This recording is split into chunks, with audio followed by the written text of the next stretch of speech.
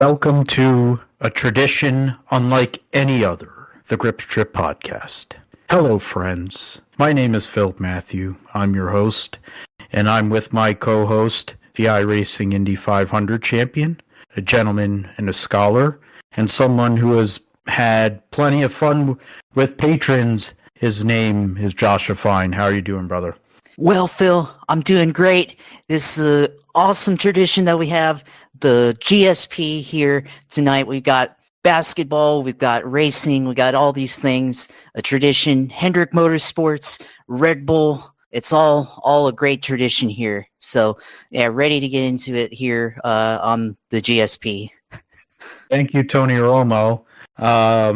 We'll definitely, if CBS needs subs for those two guys, I think we could definitely do a good job, and we'd be a lot cheaper.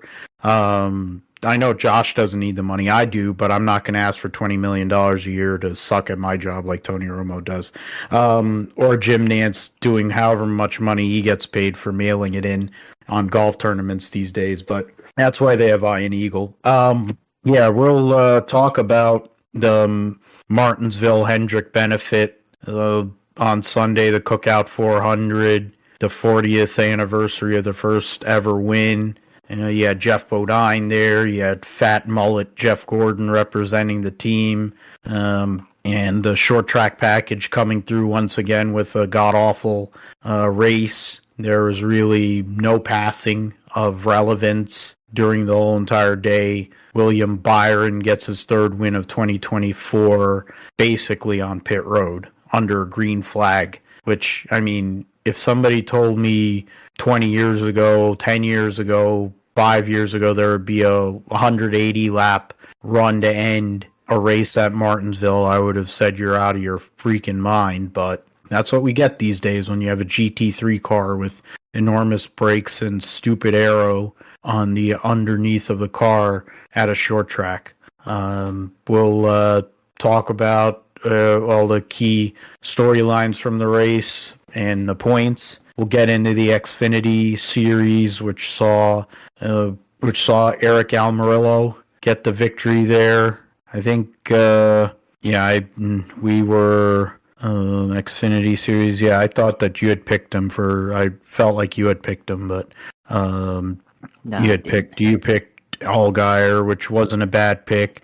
I picked Custer, wasn't a bad pick, but Aric Almirola gets the victory, and he got to go and thank Jesus and do all his other garbage. The person you really should thank is Sheldon Creed for that victory, but we'll get into that, and he wins $100K for the Dash for Cash in the process, so the 20 team gets some extra money. Then when it comes to the Truck Series race, that one was Christian Eckes' second win of the year. He's having a good start. I mean, the guy who is left wondering the most, thinking if he could have been a Truck Series champion last year, has come out early and had some good momentum. The McAnally team has had speed and proves it once again. It was him and Ty Majeski basically the whole night.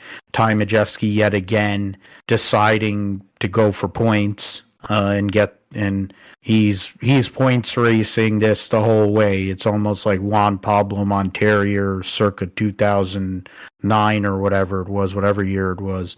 He's just points racing. He doesn't even give a crap about winning races. He's won championships that way, and God bless him. But at some point, it gets to a point where you have to be able to win. But in Ty Majeski's mind, I guess if you run up front long enough, you will win. So we'll review all three races for NASCAR, and they'll all three be in action this coming weekend at Goosageville. So we'll discuss that and preview those races. The Japanese Grand Prix was red flagged initially after a crash between Daniel Ricciardo and Alex Albon. After they restart the race, the usual crap happened. Same podium as I believe that's the same podium as Saudi. It was with Fish Lips and Sergio Perez and Carlos Sainz. in terms of who, if we picked that, we didn't pick, neither of us picked Perez, but to finish on the podium.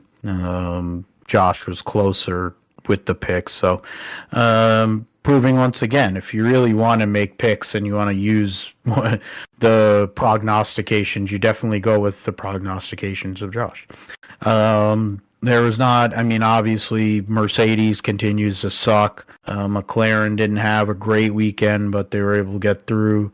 Aston Martin doing whatever they're doing. So we'll talk about all the stuff that went on there and the points heading to China. The roundup will be the Arizona Nationals. Anthony Wayne Stewart couldn't get a clean run until the semifinals the whole entire weekend, but he won 2 rounds by driving his way through it, which tells you that he's figuring out how to drive the car. Now they just have to give him a car to race with, which Neil Strasbaugh is capable of doing so, but it took a long time for him and Leah to do it a couple of years ago, and they missed the playoffs.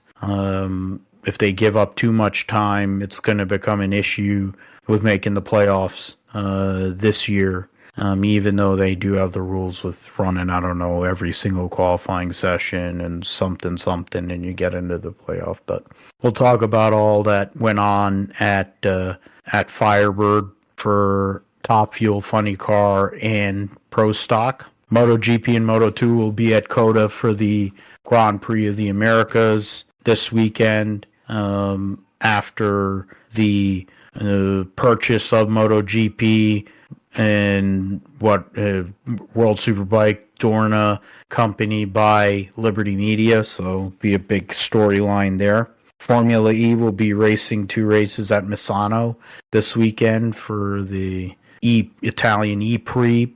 And then a huge piece of news that came out today, the defending V8 Supercars champion Brody Kostecki for Erebus Motorsports.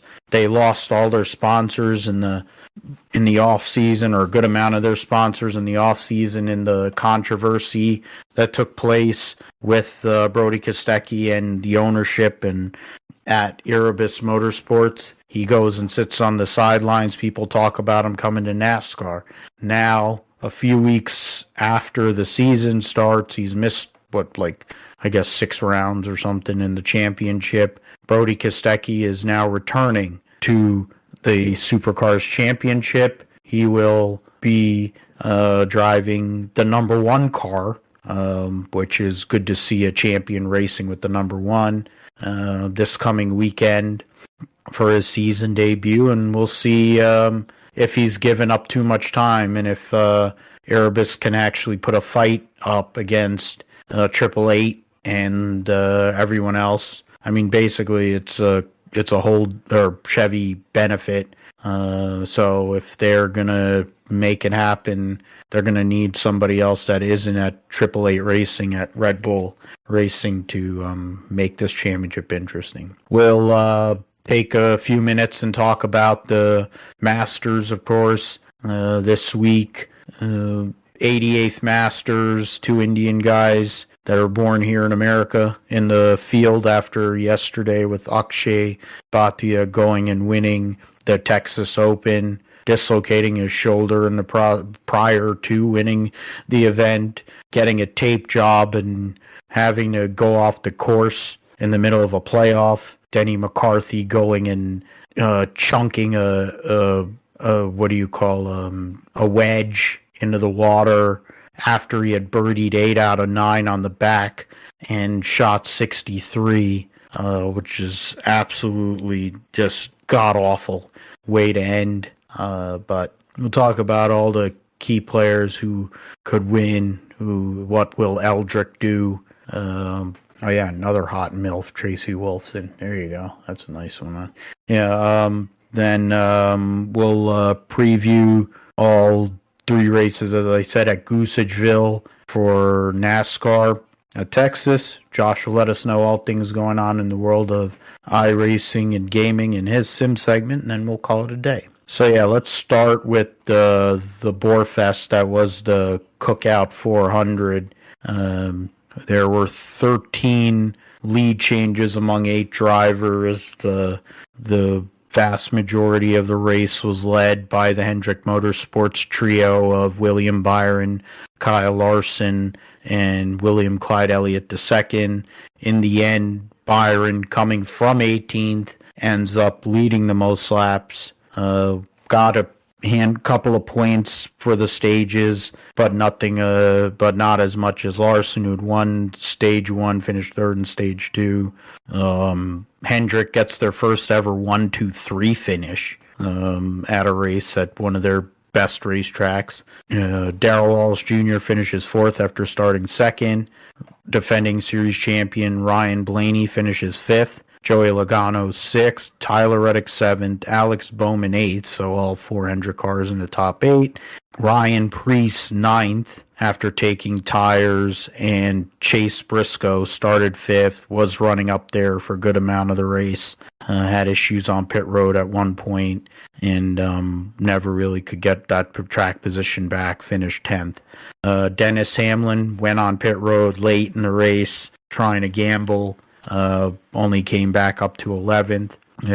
That Jones boy, Todd Gilliland, and Ross Chastain rounded out all the lead lap cars. There's 14 lead lap cars at the end of what was 415 laps. Once they put the yellow or whatever, they had the yellow there. They ran, they had a caution, so 5 for 51 laps. They ran the last caution for 14 laps. I was wondering, John Hunter was on fire. Yeah, so that was a 14-lap yellow, but he had gotten off the racetrack. They take 11 laps to go and for stage breaks, and then they do 11 laps for a stage break. They did 5 laps for the other 2 cautions, and then they did 14 laps for that last yellow when John Hunter Nemechek blew a tire and caught on fire, which kind of sort of affected the race, but not really.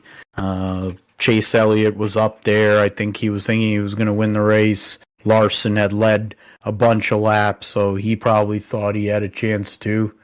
Damn, she could get it. But Byron goes out there and gets his 3rd win of the year.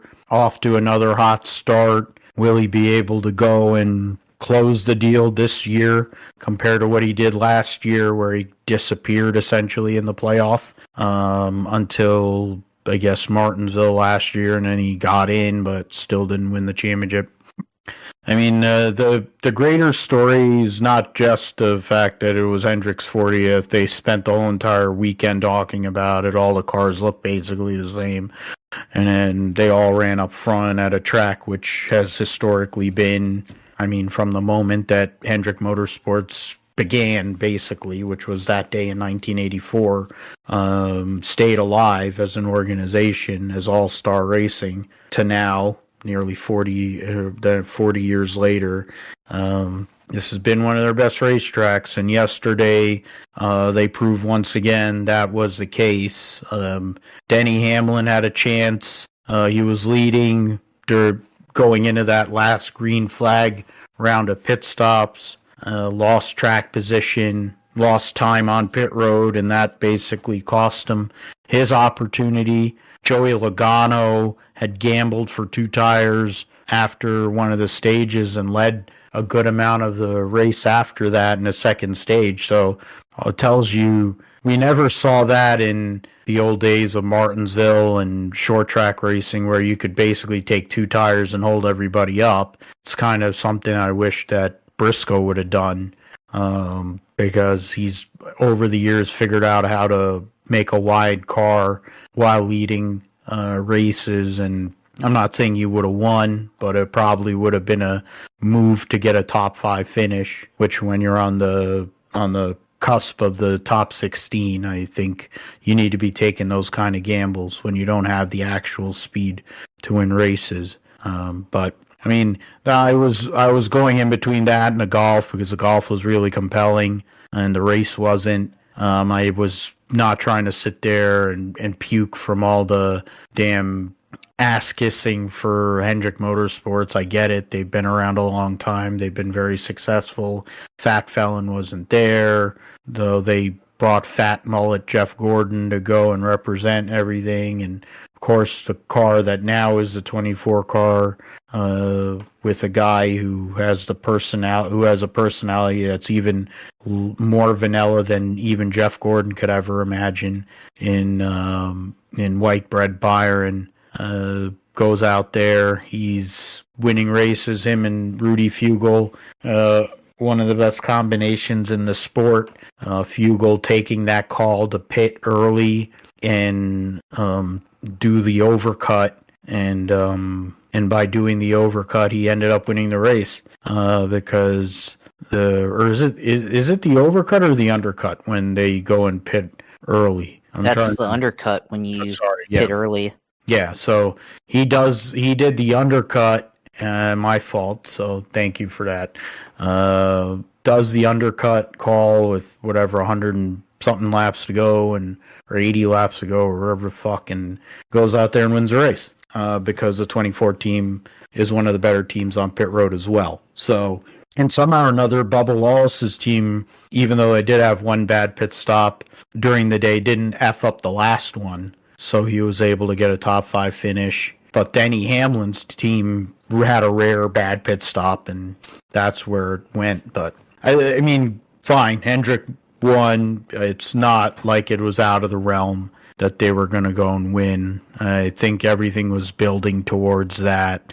You ended up, in terms of, for the Cup Series, I don't know who picked... If you picked, I picked Larson. You picked Larson to win, and Josh Berry, which was closer.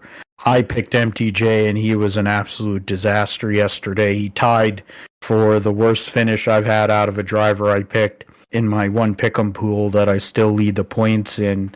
Him and Byron both finished 18th when I picked them, but Truex was outside of the top 20 for most of the day and a non-factor, so that went absolutely nowhere. Joey Logano ended up finishing top 10, which is not surprising. But yeah, Larson probably feels a bit aggrieved, thinking he had a chance to win that deal. So does Elliott, but in the end, William Byron gets the win. And if there's probably one driver that I think this car is suited for, their driving style, I think it's this car and William Byron. And he's proven it these last couple of years since he's had Rudy Fugle back on the pit box.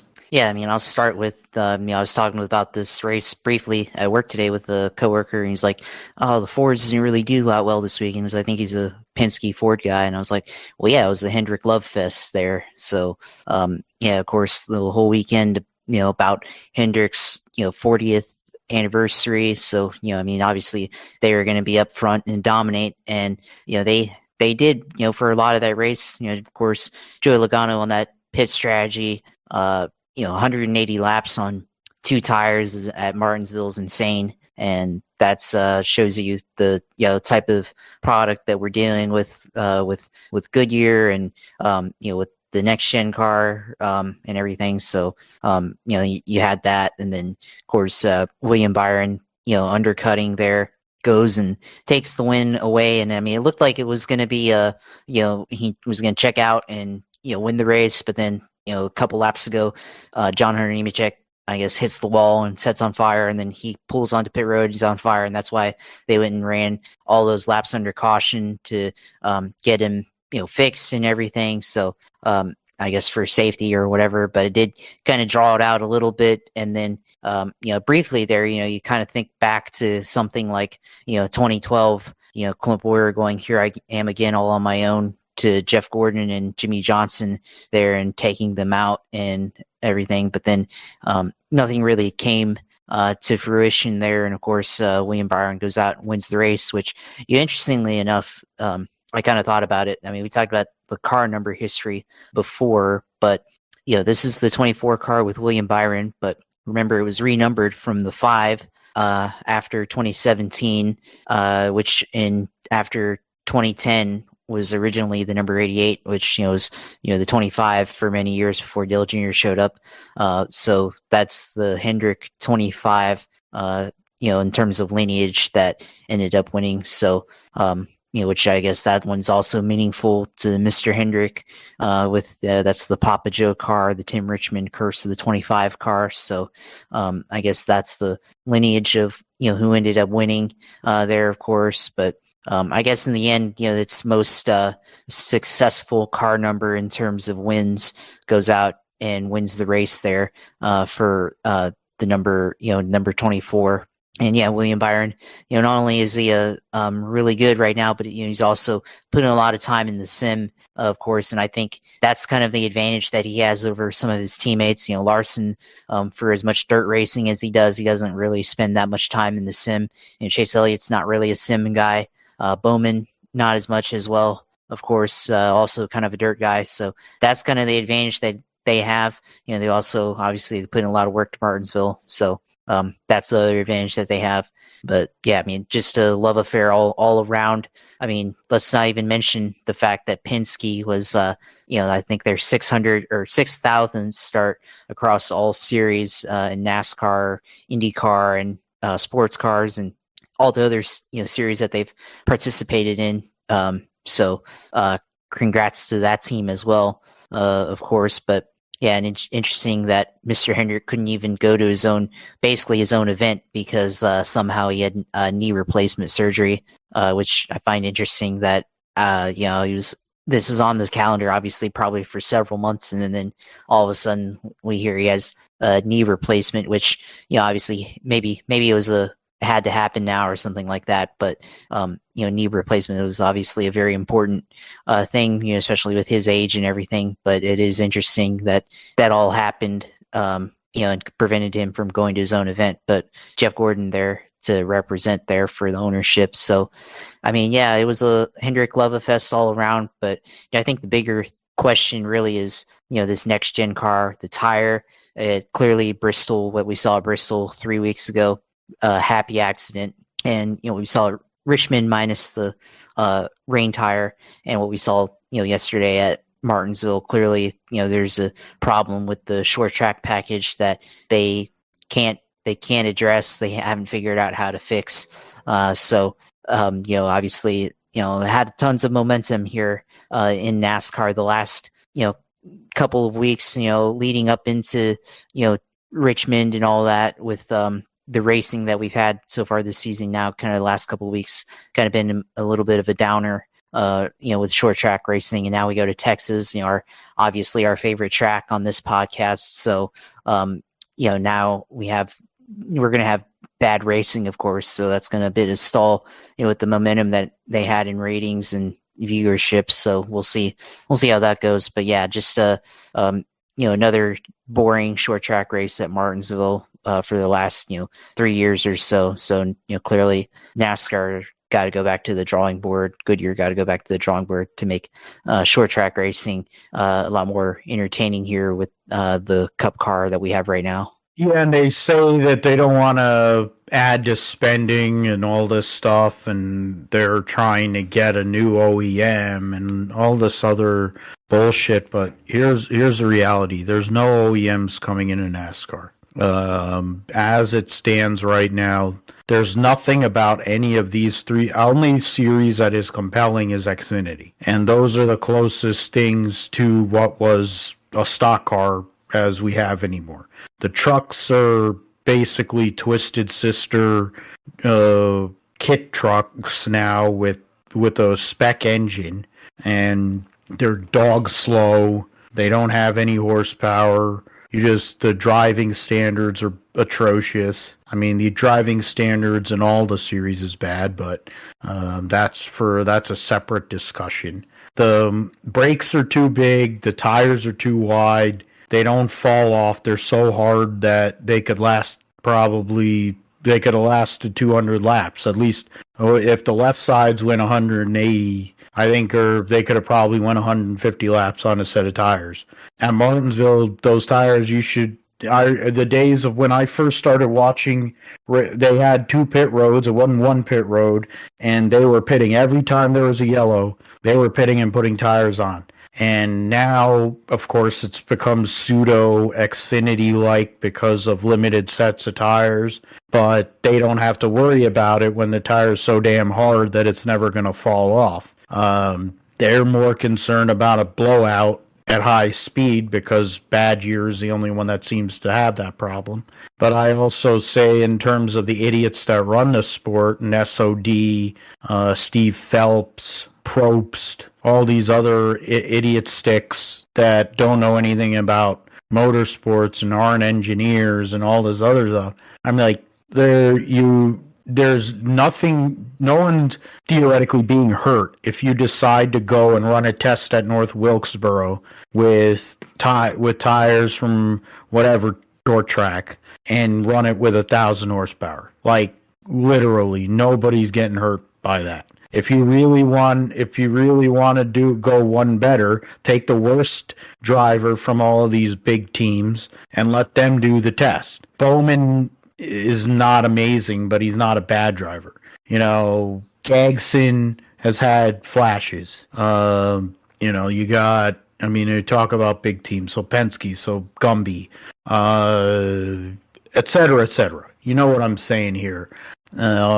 In terms of, and you could go and run a test, and I bet you go and take all the crap off the bottom of the car, and you give them 1,000 horsepower, you probably wouldn't have some of the aero wash issues. You wouldn't be able to follow closer.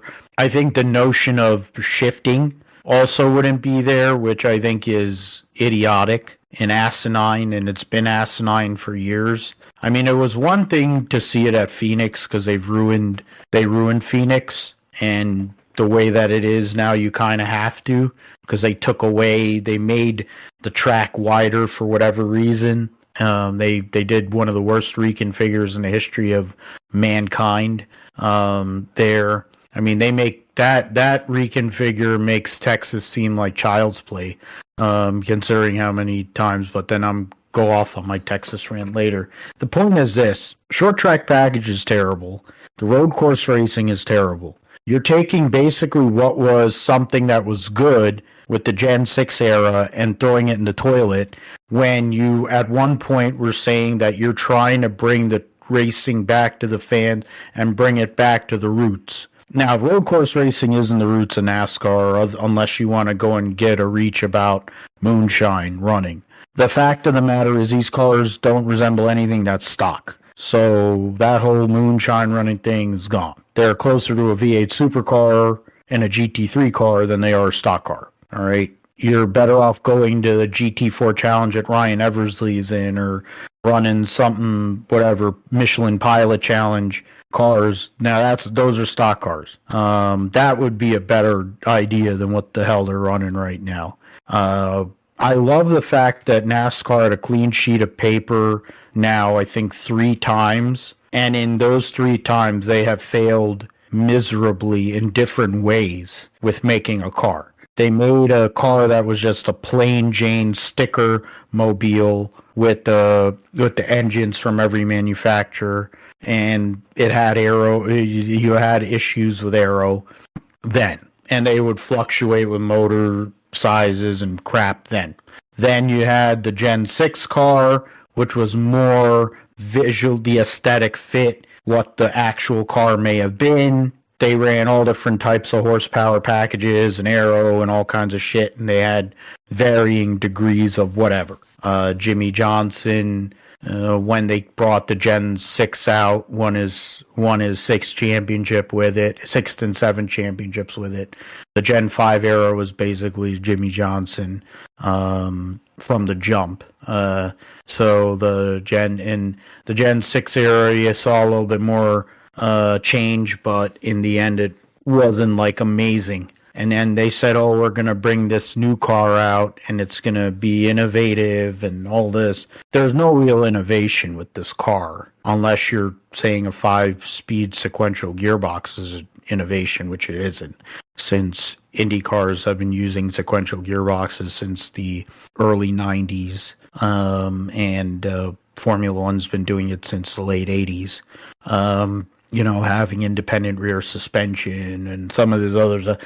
There's nothing unique about these cars. They're a V8 supercar with some extra changes, basically, to it to be on ovals, because if you hit the wall in one of these things, you're going to give yourself bad head injury.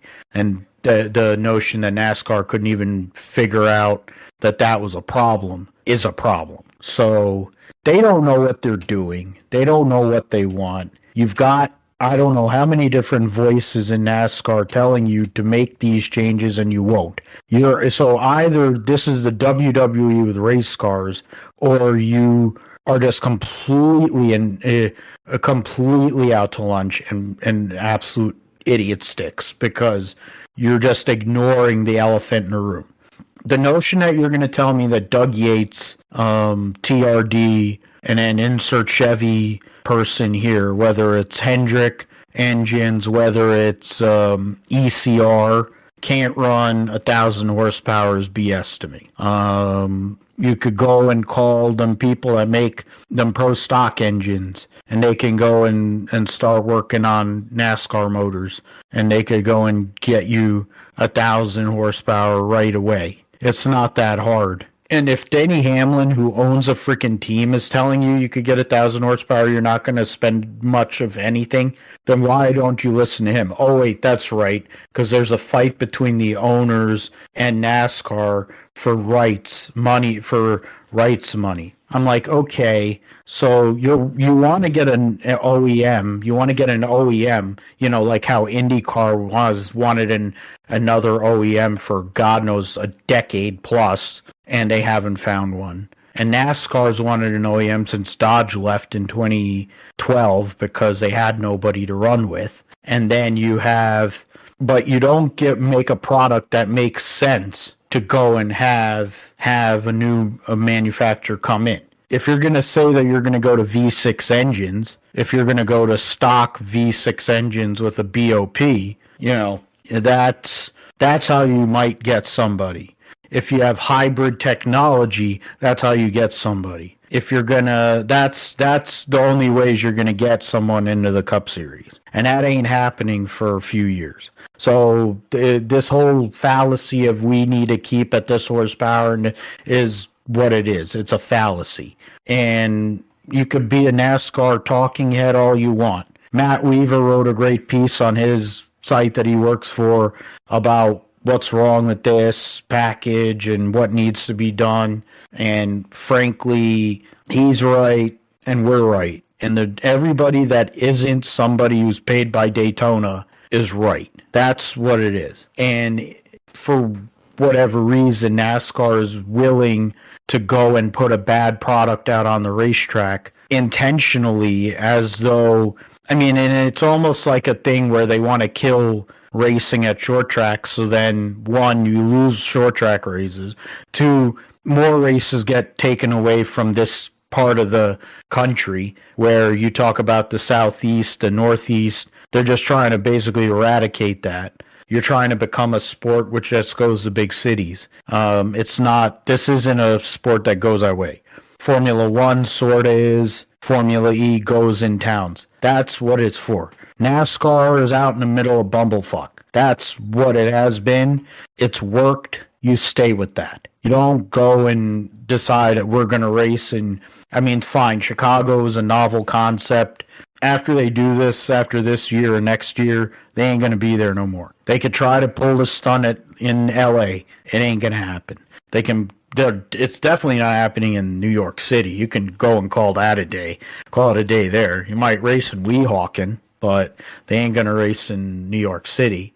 But this car has been fundamentally flawed from the jump.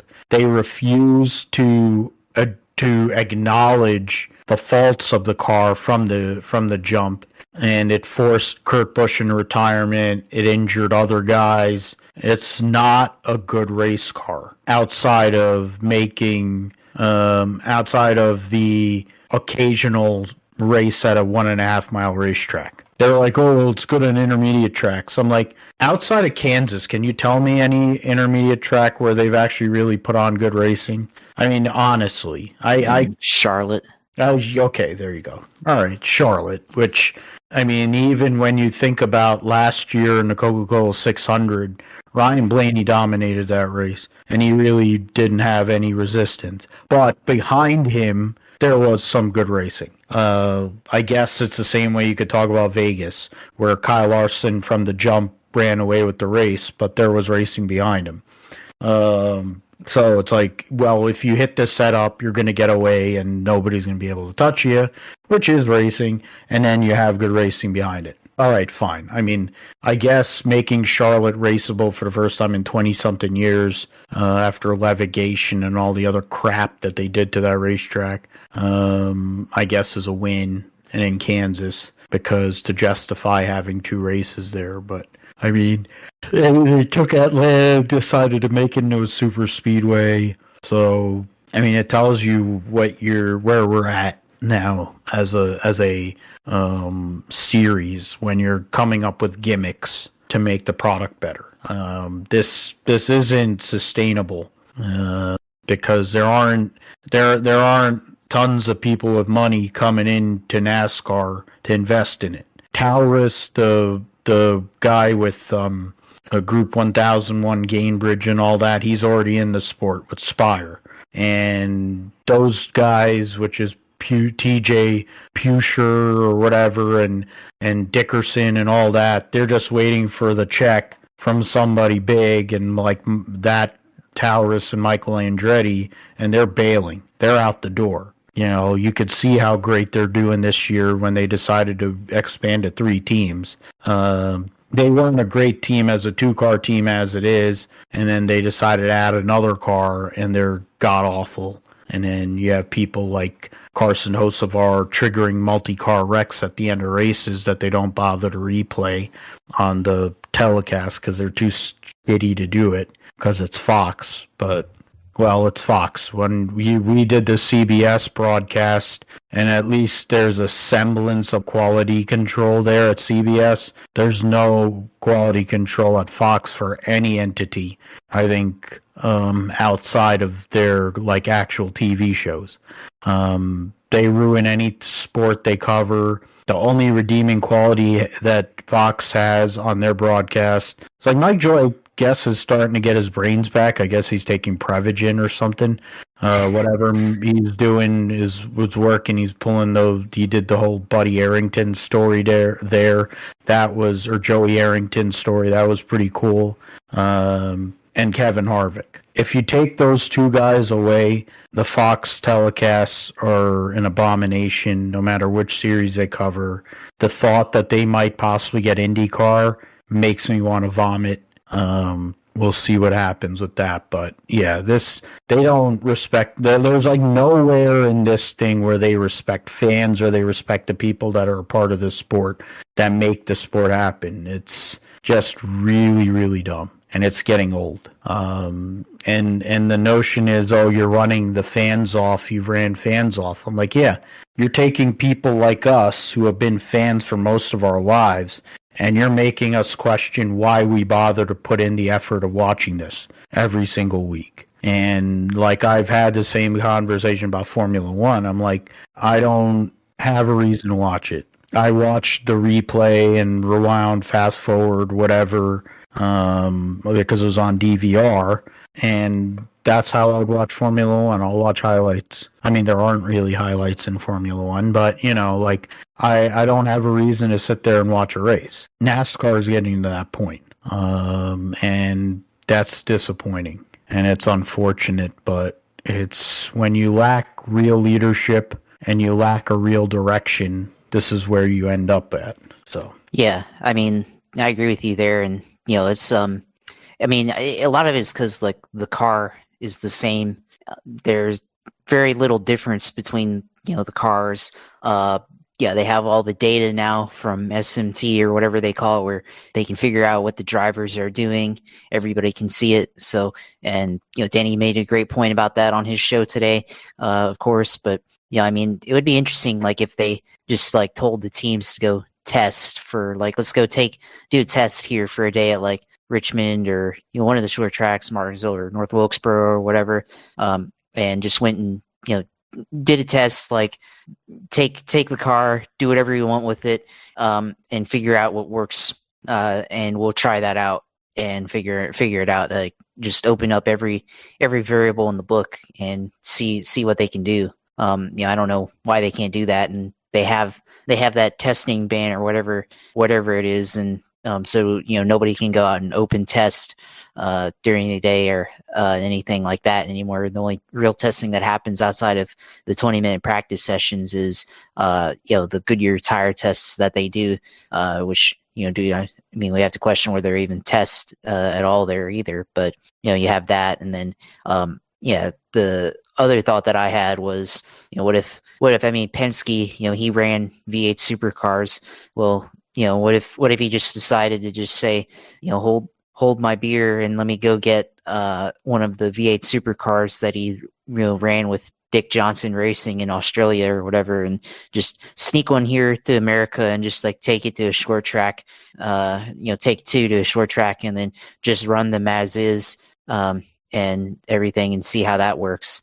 So that's what I would think, just from trying to figure things out. And NASCAR really puts in a half-ass effort to figure out how to make it work for short tracks, and have like minuscule tire changes and minuscule aero package changes and all that stuff. And it's very in the shifting as well, and it's very clear that this car doesn't work on basically every other track besides the 1.5-mile tracks. And I said it before that the Gen 6, the problem with the COT, the Gen 6, the late era of the Gen 4, where the Twisted Sister era, like problem was aero push on the bigger tracks, and this car still has that issue to a degree, but they fixed, or at least they were able to mitigate some of it. But then when you take it to other tracks, it doesn't work. So they basically just inverted the problem that they were having for many years on other tracks and just put it on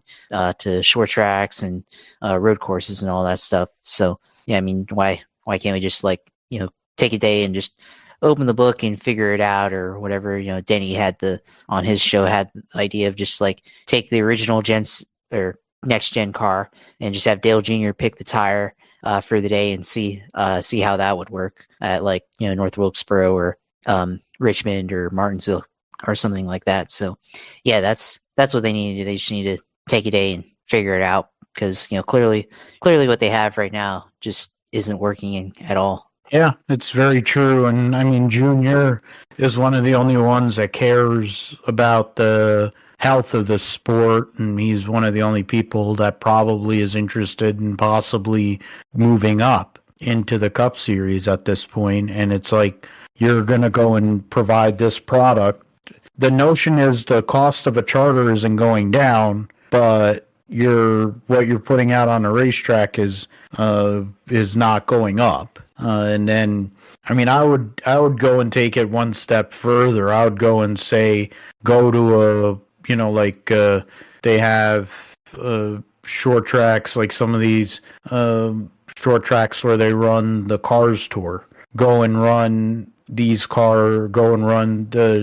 Gen 7s there, and have, if you're going to say Junior, go and run the tire, let Junior do it. You could take a retired driver. You could have Matt Kenseth. You can have, albeit he does work for Legacy, but you can have him. You can have Junior. You can have Smoke. Whoever, I don't know. Pick a bunch of retired guys and let them run them, and they run through the data, and let them go and say what's going on, and then go and have 4 rookie drivers drive them, for the same amount of time, kind of which would be like Josh Berry, Zane Smith, and then, I don't know, for whoever you guess, put Corey Heim in there, and maybe pick a couple other people there as you go along, like young guns, and let them go and run. And then you go and run the veterans, the champions. So you'd have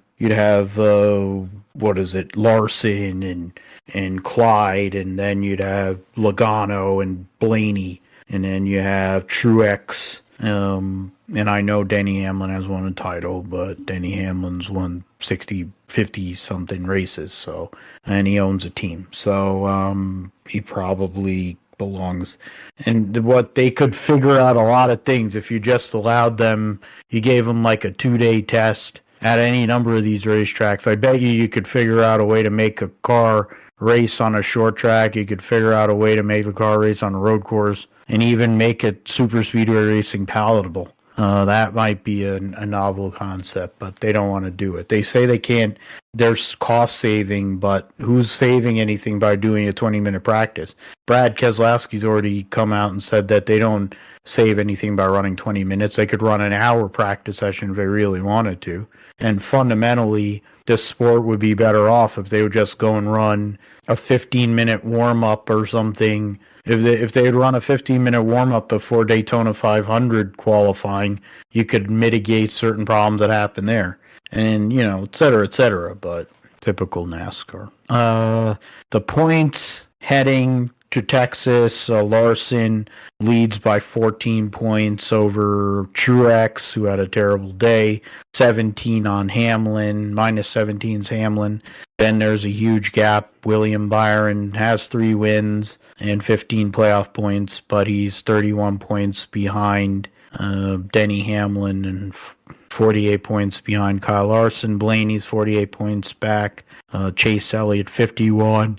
Ty Gibbs 55. And that's the top 7 there. Chastain, Reddick, Bowman minus 82 in 10th. Christopher Bell, Darrell Walsh Jr., Christopher Buescher. Joey Logano has now moved up to 14th in points. So there you go. Like I said last week, that was going to be the last time I was probably going to be able to use Joey Logano this year as a wild card, and I was right.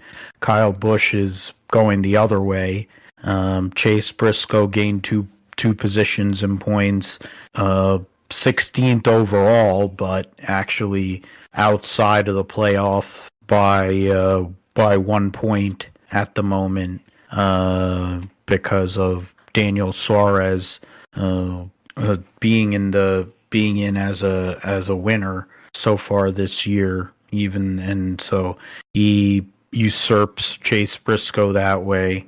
So Briscoe is a point behind Kyle Busch for the last spot. Then you got Brad Keselowski, John Hunter Nemechek, and Eric Jones. The next few drivers out of there. And we'll see what happens at Texas. Let's get to the XFinity Series. Dude wipes 250 at Martinsville. It was dominated by Aric Almirola. It's one of his best racetracks, so it's not really shocking. Won Stage 1, finished second in Stage 2. Justin Allgaier won Stage 2. It was Almirola over Sam Mayer, Chandler Smith. Carson Kvapil gets a top 5 finish in his Xfinity debut. And Justin Allgaier finishes 5th. Sheldon Creed 6th. Sammy Smith, Cole Custer, Jesse Love, and Josh Williams gets a top 10. Shane Van Gisbergen finishes 11th there. There was 24 cars on the lead lap, so pretty weird for a Martinsville race, but I guess there was a lot of yellows there, 11 for 68 laps. There was a wreck there on lap 245 that took out 5 cars. And then there was one wreck that involved, I forget which wreck it was, where the 43 of Ryan Ellis was involved in that one because his car was destroyed. I mean, there was a big wreck they didn't bother to show at the end of the race. This was a Stage 1. I'm trying to find Ryan Ellis's car. Yeah, so he was a lap down, and they said accident. So it was the last lap accident, and they don't show who was involved in it. But yeah, so I mean, you had Almirola dominate. It's a track that he's been very, very good at in a Cup car over the years, so it's not really that surprising he gets in a Gibbs car and is able to go out and get the victory there. I mean, considerable help from Creed after Almirola grabbed the lead when Riley Herbst, Brandon Jones, and Ryan Ellis wrecked in turn 2 on the final lap.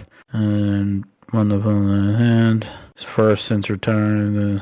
And record book would show that JGR has 5 XFinity, but Almirola is, so for 7, it's true. So there you go. And Dylan commanded pretty soon. And took Almirola 3 wide turn 2 contacts. So so that's interesting. And they're get back to him. So interesting.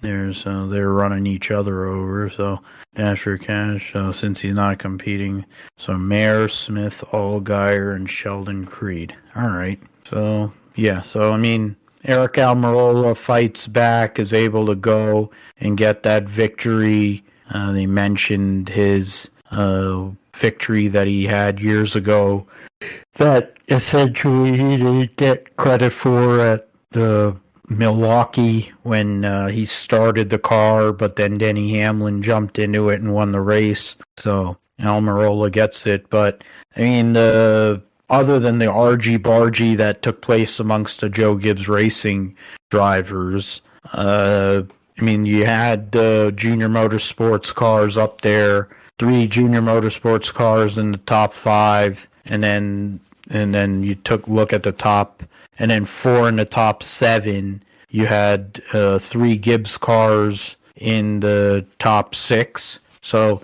domination by those 2 teams. Custer continues to just pile the points up. He may have had a chance to win, but kind of lost track position.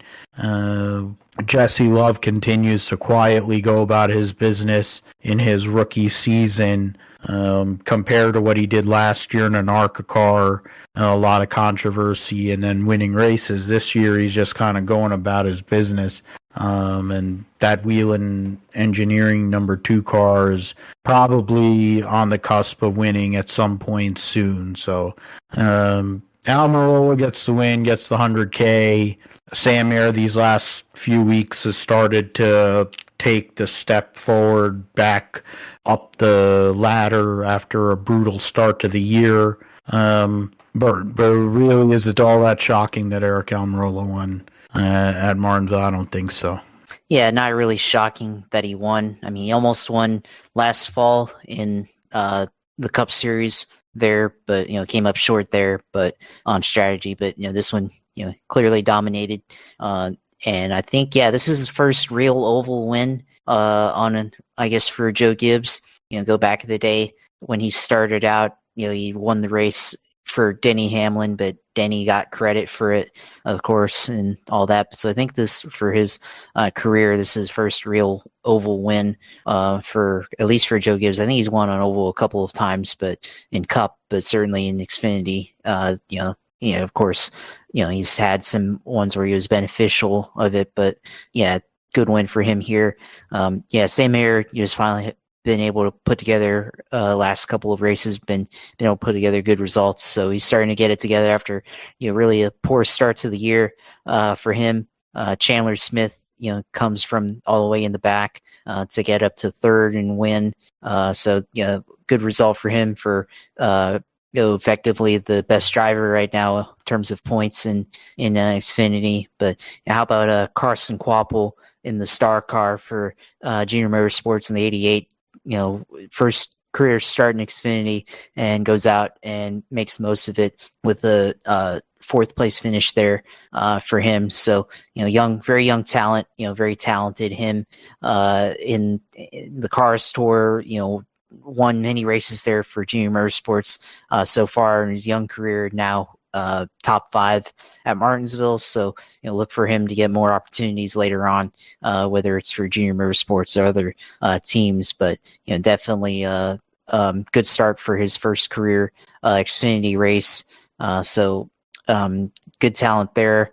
Going to go back down to the outside of the top 10, Shane Van Gisbergen with 11th place run.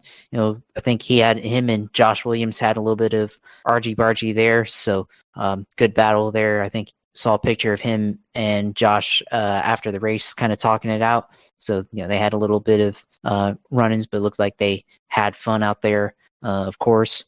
Sammy Smith ran well, led a ton of laps from 17th. So good for him. I mean, there was another argy bargy, of course, early on in the race. I think that put the race under red flag with Allmendinger, Corey Heim, Austin Hill, kind of a stack up off a restart on lap 70 for the stage caution, or end of stage 1, beginning of stage 2. So that was big wreck there.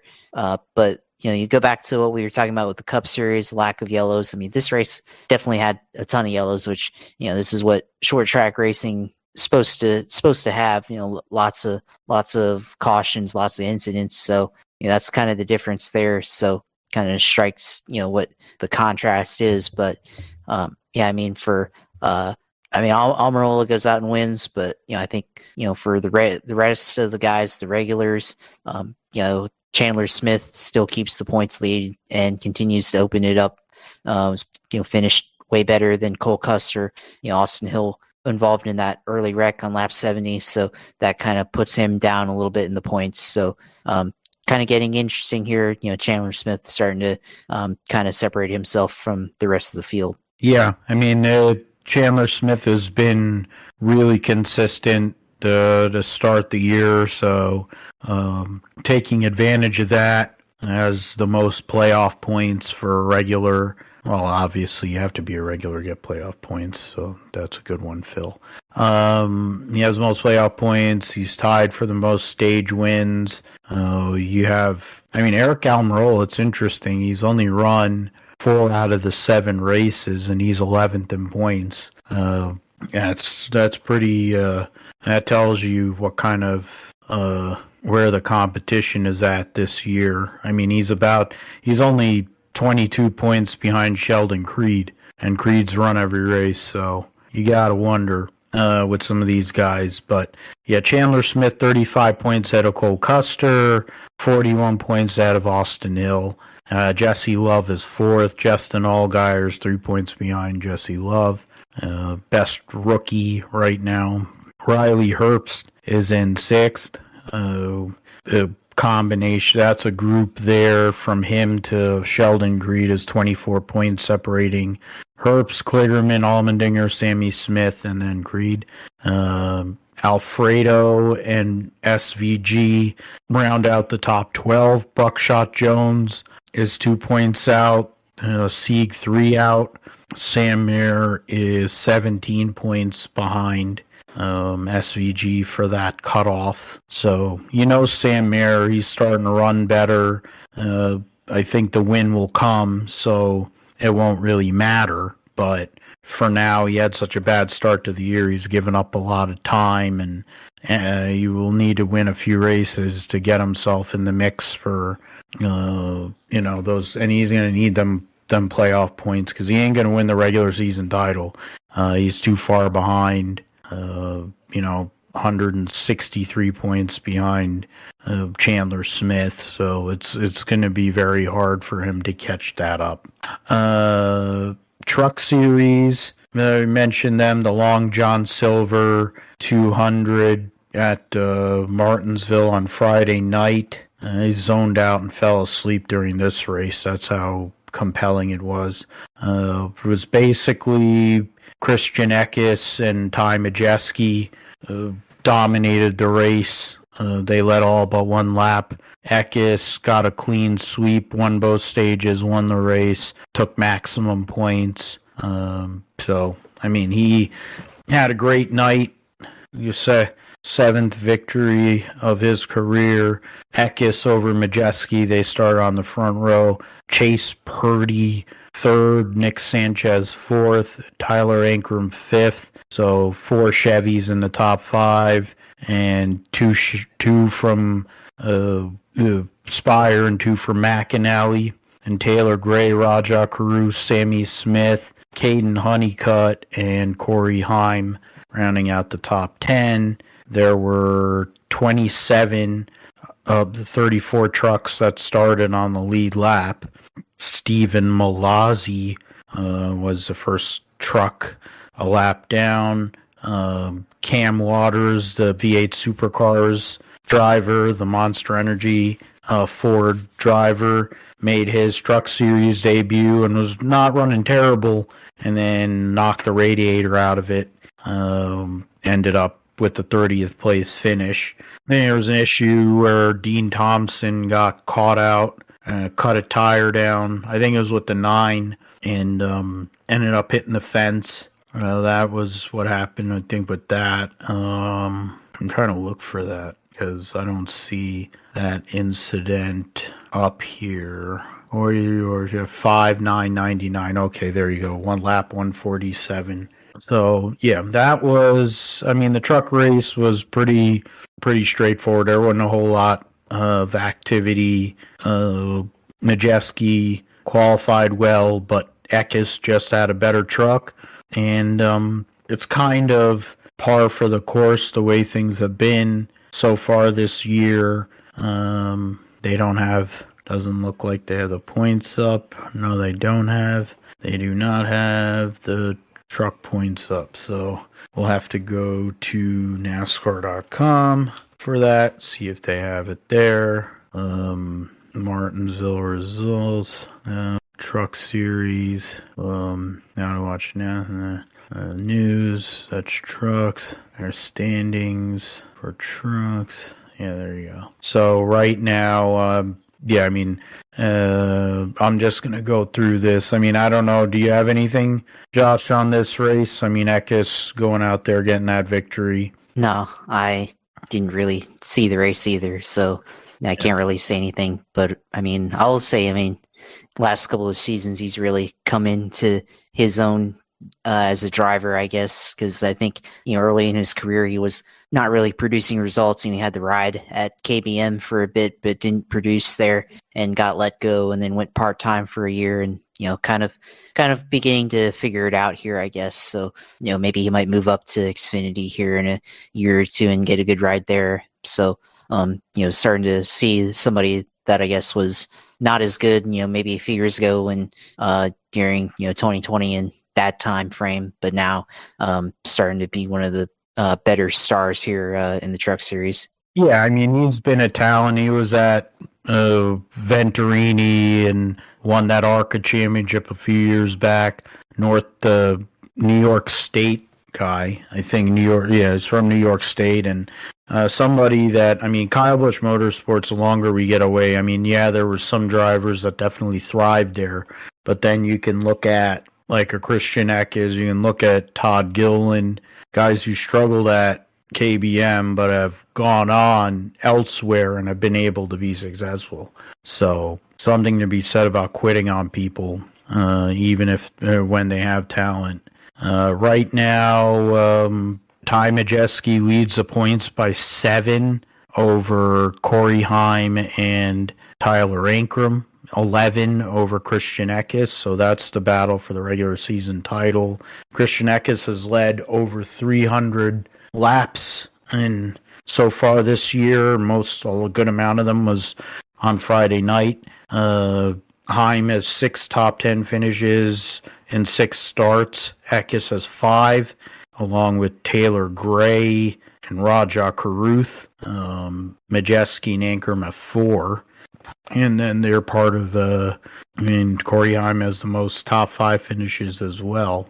Eckes has the 2 wins. Heim, Sanchez, and Caruth are the other guys that have won races that are regulars. So that's 5 out of the 6. Kyle Busch is the only other one to win a race. So you got 4 drivers that are definitely locked in. Majeski's going to make it. Ankrum's going to make it. So I would say that's 6 drivers right now that are guaranteed to make the playoff. I would say after Raja Caruth and up, all of them are going to make the playoff in some way, shape, or form. So then the real battle, Crafton is in his own world, really. Enfinger is in 9th. 6 points ahead of Ben Rhodes, and then 12 points ahead of Tanner Gray. Then you have a little bit of a separation after that to Tanner Gray. Then you have Garcia, Dye, Curry, Friesen, Purdy, Holmes. it's separated by 9 points, those drivers. So that's interesting group there. They're trying to flirt with possibly getting into they'd need to win, or they'd have to pick up a lot of ground there. All right, Formula One, Japanese Grand Prix. There wasn't a whole heck of a lot that took place at Suzuka. To be fair, that was any different than what there's been so far this year. It's typical. Once they had that restart, Fishlips got another start, and he was able to get away. Won by 12.5 seconds as UConn runs in halftime with a 6-point lead over Purdue. Fishlips by 12.5 seconds over Checo Perez, just under 21 seconds over Carlos Sainz. Leclerc was 4th, Lando Norris 5th, Alonso 6th, Russell, Piastri, Lewis Hamilton, Yuki Tsunoda at home, rounding out the top 10. First car 1 lap down. Lewis Hamilton ended up being 48.6 seconds behind in 9th. 3 cars didn't finish the race. Albon, Ricciardo were involved in that first lap incident, and then Zhou fell out at lap 12. Otherwise, everybody else was a lap down there.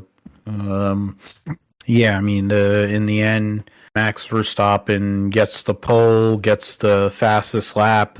I think he led the whole race, so he got the Grand Slam, but it's basically most races he does that. The battle for the Ferrari drivers, Carlos Sainz continues to win that one. Lando has taken the early lead in the battle between himself and Oscar Piastri this year. Fred Alonso is able to kind of insert himself in that mix with the other Mercedes customer and McLaren, and then the Mercedes factory team. That's the one thing that's keeping Aston Martin afloat, because Lance Stroll sucks so bad. But it's no different than what was going on last year. Woody going out there, it was a close battle. It was 4.4 seconds covering 6th through 9th. So it's a hard racetrack to pass on, even when the cars are narrow. Now you consider how wide they are. It'd be virtually impossible to pass. So, Josh, before we get into the points, we figure that's what Verstappen's going to do, but can we take anything from what Checo did this weekend, especially in qualifying under one lap pace, being able to actually be within reason, in holding his end of the bargain up, even though he's not winning, or he's not probably going to win a lot, if any time. He's holding up his end of the bargain to try to maintain his ride at Red Bull, while his competition is essentially Yuki Tsunoda, since he's taking that not minority and finishing at the back end of the top 10, getting a point here and there. When you have such a competitive front half of the field, or the front half of the field is so far ahead of the back half of the field, to go and get a point means a lot there. It's certainly a possibility with Perez. I feel like with him, we always see him have a good race, a good finish, like at Suzuka, finish on the podium, or potentially even a win, but then he'll follow it up with either a bad finish, or one where they struggled and they didn't really gain anything from it, getting still in the points, but certainly not a podium type finish, and where there's clearly a gap between him and Max Verstappen. But here he definitely maximized his points relative to Max. So at least right now we could believe it, but I feel like we're gonna have to see the next couple of races if he can follow it up and actually play his role as kind of the second car to to Verstappen there. But, I think he's definitely going to have competition from Tsunoda, of course. Tsunoda is proving himself here in this RB car, which, obviously doing a lot better job than Ricciardo is right now, who's probably at the, the doors just about closed on his F1 career. Should, he have another result like he did at the next race. So it's definitely going to be interesting to watch this play out over the rest of the season.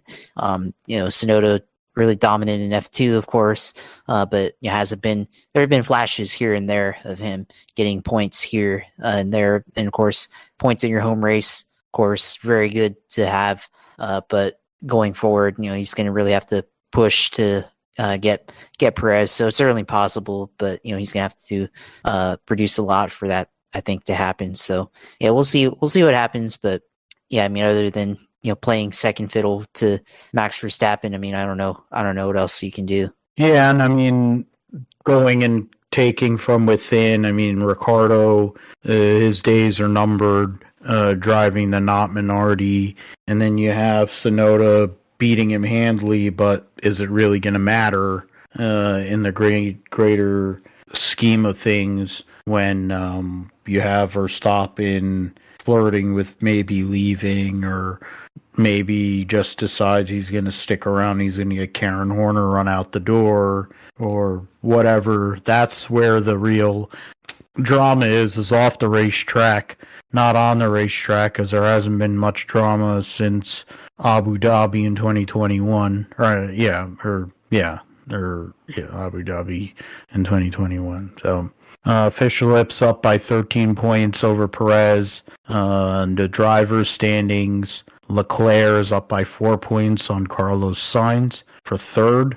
Norris leads Piastri by 5. Russell and Alonso are tied with 24 points in 7th and 8th. Lewis Hamilton is in 9th with 10 points, 1 point ahead of Stroll, 3 ahead of Tsunoda, 4 ahead of Ollie Bierman, and then you have Hulkenberg, Kevin Magnussen rounding out the points scorers so far. Both Williams drivers haven't scored. Both Sauber kick save and a beauty Saubers. Both Alpines haven't scored, and then you got Ricciardo as well. The Constructors' Championship, Red Bull leads by 21 over Ferrari.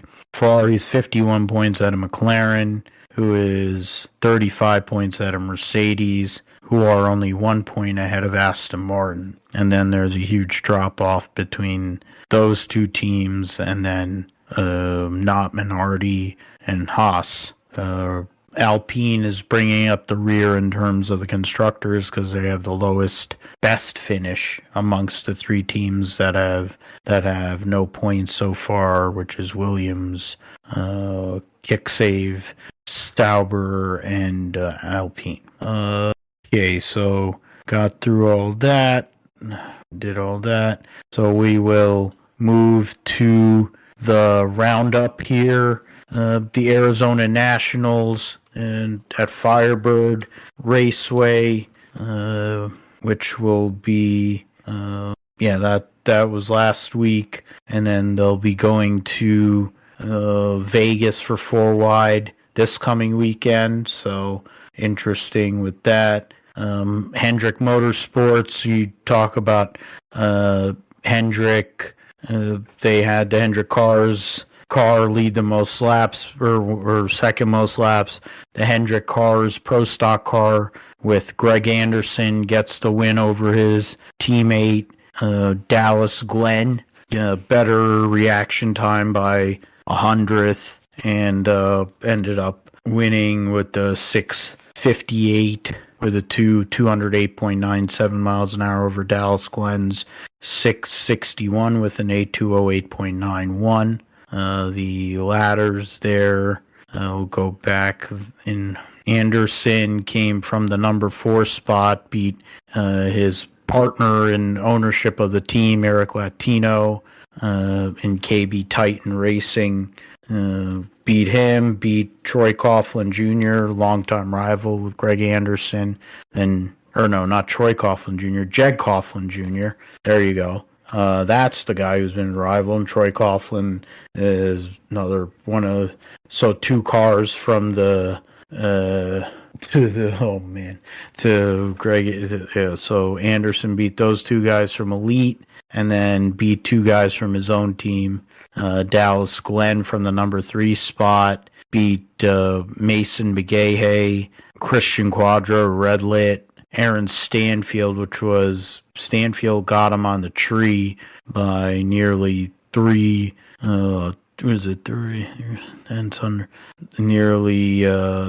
30,000, like 300ths of a second. But Dallas Glenn ran one of the low ETs of the whole entire weekend there. Enders ended up losing to her teammate Stanfield in the second round. In Funny Car, Austin Prock gets his first career Funny Car victory and joins the elite list of drivers who have won in both Top Fuel and Funny Car. Prock, driving with his dad and brother, tuning the car, got another number 1 qualifying spot, beat Buddy Hull, Daniel Wilkerson, J.R. Todd on his way to the final and beating Alexis DeJoria. John Force, who had earlier in the weekend won the Winter Nationals for win number 156, ended up losing in the second round to J.R. Todd. Matt Hagan was a first-round exit at Phoenix, so he lost to Daniel Wilkerson there. DeJoria came from the 15 spot, beat Bob Tasca in the first round, Bobby Bodie in the second. There's issues for both of those drivers with traction. Then DeJoria beats Blake Alexander, had the same kind of issue. And then when she actually had to run it, she was nearly a full 1/10 of a second slower. And way slower on the starting line too. So Austin Prock won with a 395 with a 320.74 miles an hour. So that was Funny Car. Mentioned Pro Stock. And Top Fuel, Sean Langdon with Brian Houston as his tuner have won their second race of the early season here in Top Fuel in the NHRA. Sean Langdon trying to get an elusive second title in the Top Fuel category. Try to find Langdon. Started from the number 5 spot, beats Josh Hart in the first round. Then Antron Brown, Steve Torrance on a hole shot, and then beats Justin Ashley in the final. 376 with 318.69. Ashley beats Tony Schumacher. Doug Coletta, the defending series champion. Tony Stewart, as I mentioned, got his first clean run of the weekend, but it was at the expense of Justin Ashley there, going and beating him with a quicker run. So the point standings heading into the 4 wide at Las Vegas, Sean Langdon up 18 over Billy Torrance, 31 over Justin Ashley, 35 over Steve Torrance. Right now, Tony Stewart is 6 points out of the top 10, which is occupied the 10th spot by Clay Milliken, 20 points out of 9th. So something to look at early on. In Funny Car, J.R. Todd has 29-point lead, 47-point lead over Ron Capps, 48 over Austin Prock, and 49 over the Ageless Wonder John Force. Then in Pro Stock, Enders has a 49-point lead over Dallas Glenn and 76 over Greg Anderson, and then there's huge gaps after that. The battle for the 10 spot is going to be interesting. And they'll be racing 4 wides this weekend at Las Vegas, which has got to be sensory overload if you're able to go for that. MotoGP and Moto2, Going to Moto 2, Canatra there. Moto 2 standings, Moto GP, Moto 2. As I mentioned, the last race at the Algarve, Joe Roberts finished second there. The American racing team got both bikes in the top 10. So that was that. Trying to get the standings itself.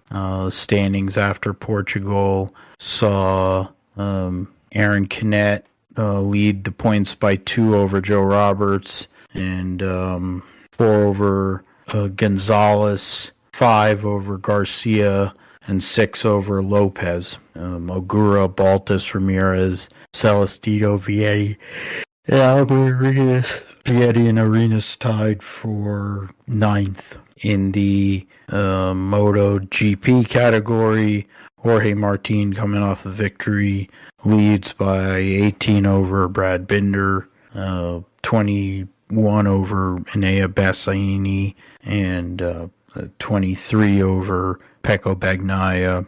And Pedro Acosta rounding out the top 5 after his first podium.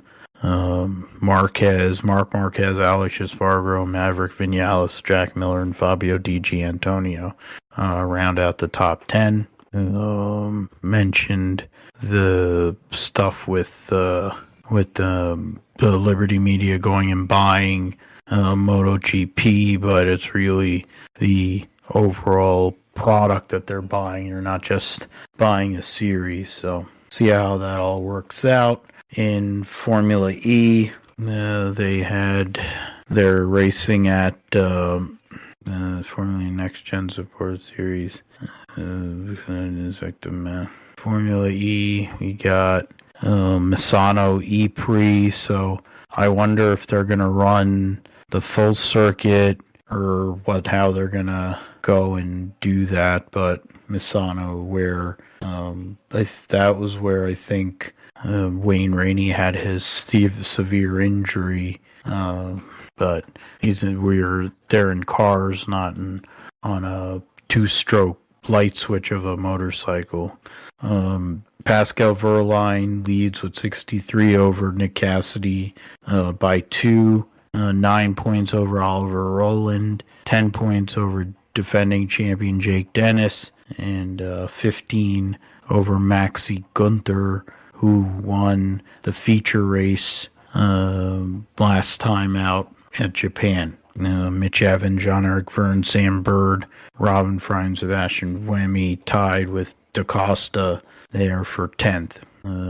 That's standings in Formula E. That's all we really need there. Brody Kostecki returning to Erebus, and then losing Boost Mobile founder Peter Adderton was dropped by Brody Kostecki so that I guess he could get around some of the obstacles that existed for Brody to enter not only major events, like going and making his return to the Supercar Series after a few events away.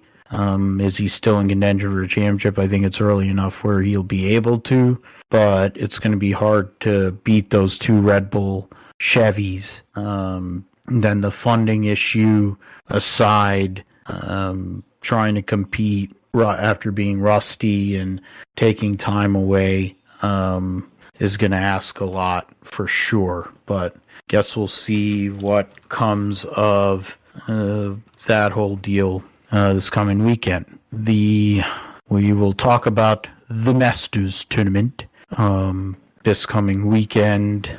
You got the course, tee time. They haven't come up with the tee times yet. In terms of, they got, so, I mean, obviously the major favorite would be Scotty Scheffler for as good as he's played last couple of years. Former winner of this event. He's doing so many things right that it's hard to imagine that he wouldn't be in contention on Sunday.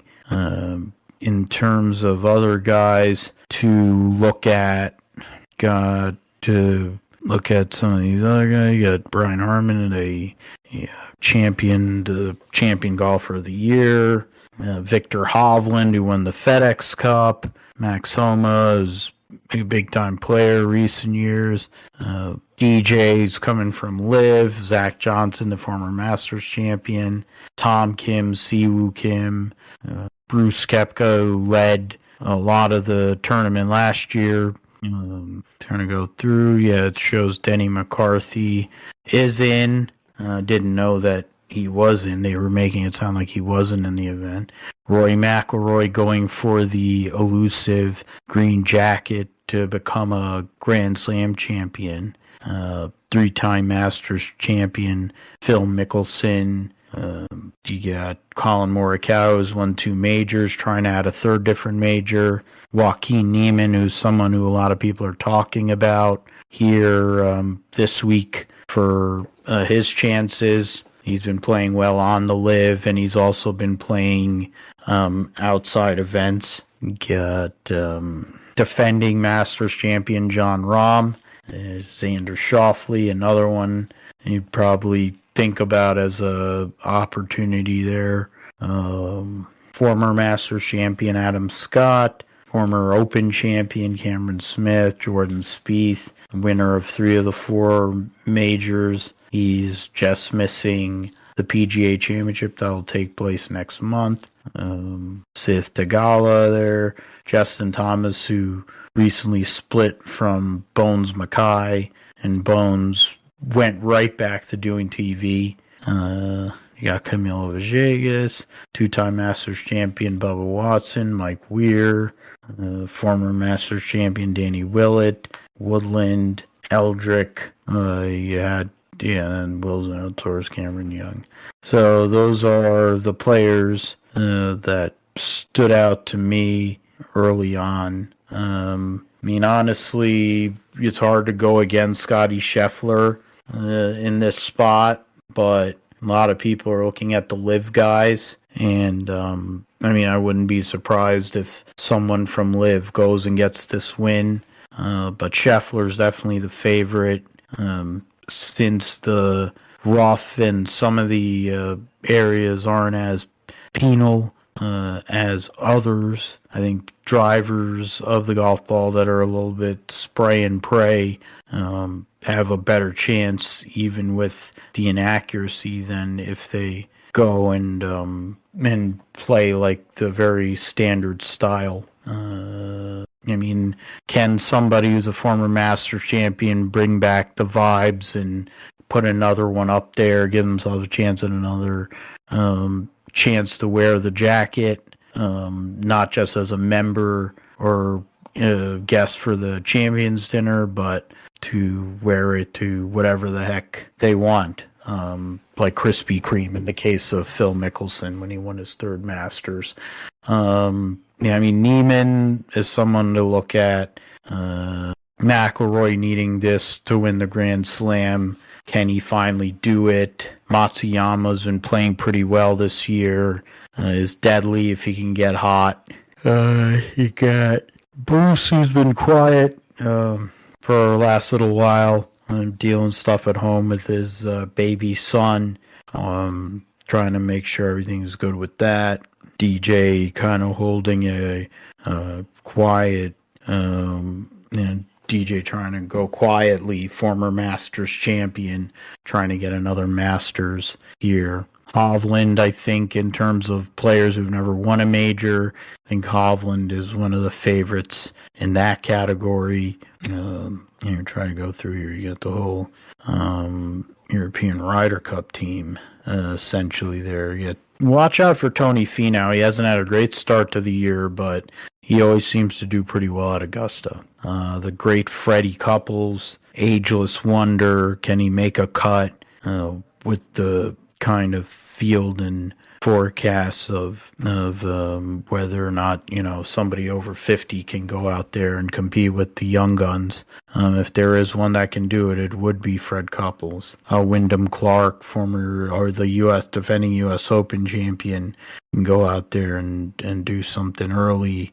He'll probably put some stress on certain people. So we'll see. I mean, in terms of Tiger, I think making the cut is the goal. He wants to win, but how realistic is it for him to win when he hasn't played that much over the last year and a half plus? So that's that. We'll move on to the triple header at Goosageville. So that is the Truck Series race will be the first one. First race, the Speedy Cash 250 on Friday night. They have, I think that was, trying to go back there, yeah, so 34 for 36, nobody going home. Kyle Busch will be in the 7, Johnny Sauter 45, Stephen Parsons 75, Zane Smith 91, I think it's Connor Jones in the 66 for Thor Sport. Trying to go through here, see who to pick. Josh, you went first last week, so I'm going to go first this week in terms of the Truck Series. And my choice to win at Texas will be Rajah Caruth. I'll go and pick Rajah Caruth. He won at Vegas. This is one of the closest examples to that. Not a complete match, but 1.5 mile racetrack, long sweeping corners. Rajah Caruth was able to save enough fuel and kind of manage the race late to go and get his first victory. So I'm going to go with Rajah Caruth. At Texas, Phil Rajah to win. And my wild card, I have to look at the points. That's not what I wanted. I just wanted the points, but they don't have the points there. Mentioned the Ty Majeski leading the Truck Series points so far early this season. So that's trying to go keep accumulating points over Heim and Eckes. Trying to find out how many of these drivers standings. Yeah, there's you got Majeski, Heim. Those are all drivers that run every race there.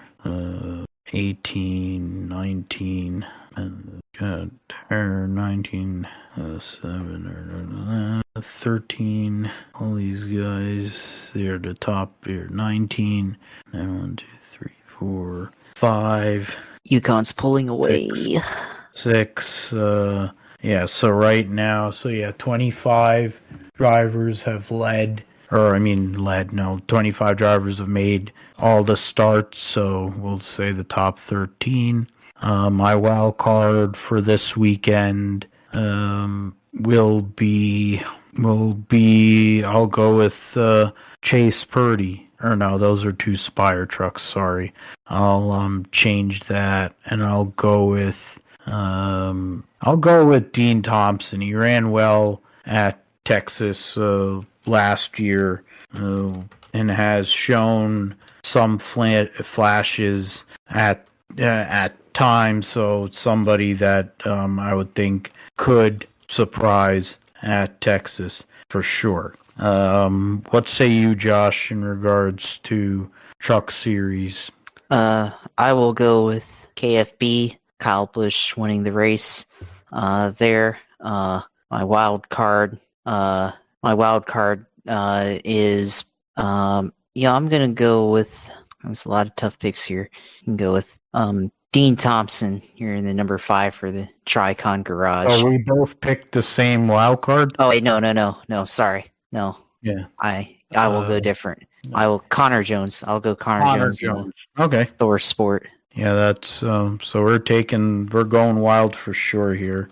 Connor Jones wild card, but definitely both of us picking a Spire driver to win, but safer choice definitely on Josh's side. The XFinity Series this weekend will be the Andes Frozen Custard 300, 38 for 38. You got Taylor Gray again in the 19. You have Daniel Dye driving the 10 for Colleague.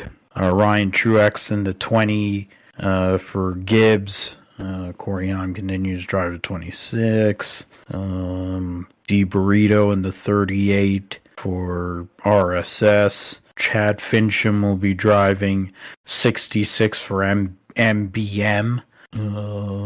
Emerling David Starr and Casey Burrito and Josh Balicki. Yep, so those guys. I go and take a moment here. Josh, what are you looking for from this Xfinity race at Texas and your picks? I mean, it's going to be interesting here with the 1.5-mile track on Texas. I mean, I think Cole Custer, 1.5-mile guy, he's really good. Of course, you've got Junior Motorsports of their drivers. Sam Ayers finally starting to show some results here. Allgaier is always up front here. Allmendinger, really good at this track. Of course, Sheldon Creed's been up and down, so I want to see what he's able to do, this weekend on a big oval here. Ryan Truex, he's been good winning Joe Gibbs Racing equipment. Austin Hill, always a threat on 1.5 miles, of course. Corey Haim, once again for Sam Hunt Racing here. So yeah, really a lot of really good guys. Parker Kligerman, of course, solid pick for probably a top 10 finish. Of course, Chandler Smith, just going down here in the entry list. Chandler Smith, of course, points leader this year. Can we see him pick up another win here in the Xfinity Series? Start off the year would be really, really hot start. Of course, SVG, he's been solid so far to start his career as a oval driver. So, it's going to be interesting here this week at Texas, of course. SVG at this year at his races that he's done. The only real 1.5 miles, of course, Las Vegas that we had so far to start the year. Engine failure there, so you didn't really do much there. So might see how he does here this weekend. Of course, Riley Herbst, another driver here in the Xfinity Series that can be good on 1.5 miles.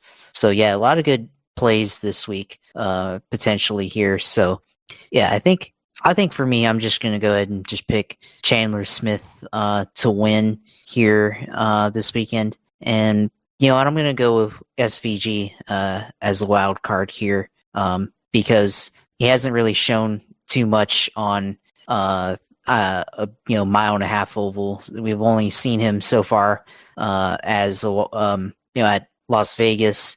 The only real mile. I mean, I don't count Atlanta, of course, and he's run good at some other places, but want to see how he does here with especially a challenging track like Texas is, with banking being different in two different corners. That's going to be a challenge for him, I think. So that's what I'm picking here this weekend. I'll say that it's right on the edge there with SVG being on the wild card side, but definitely hedging and covering bases well there. On the picks for Texas, so Josh goes with Chandler Smith to win and SVG wild card. For me, I'm going to go based on there's you'd think that would be Gibbs, and if it ain't gonna be Gibbs, it's gonna be Junior Motorsports, and if it isn't gonna be them, honestly, I feel like it's gonna be a Cole Custer kind of weekend. It's the kind of racetrack that suits his driving style over the years. Him and Jonathan Toney have a habit. They know he's made his name, I think, on 1.5 mile racetracks in general. His only Cup win was at a 1.5 mile racetrack.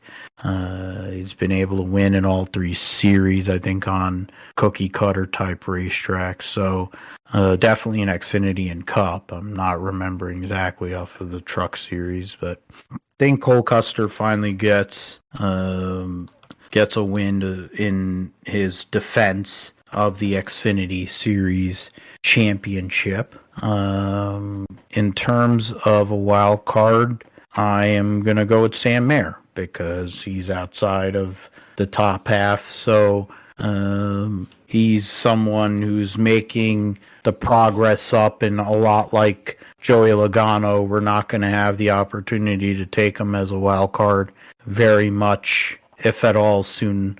So I'll go and take that opportunity as I have it. All right. Last but not least is the Cup Series event, Auto Trader Echo Park Automotive 400. That's plenty. That is plenty to say there. So yeah, you got 35 cars. Yeah, so 18 there. 18, you can go 17. I mean, I think, yeah, I'd probably have to go top 18 there. So, Texas, it's a track that's brutal, usually a lot of yellows, people wrecking because of the different turns.